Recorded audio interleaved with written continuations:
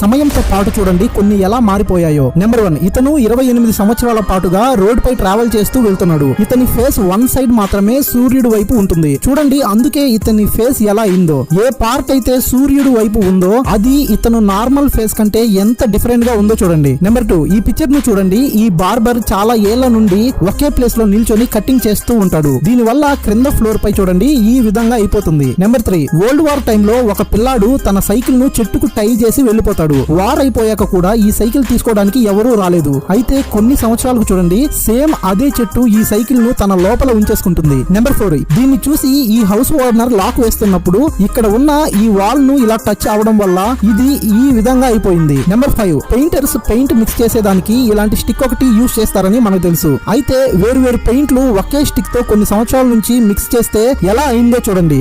Paint యొక్క layers ఎలా ఉన్నాయో అండ్ మధ్యలో స్టిక్ ఎంత చిన్నగా ఉందో చూడండి.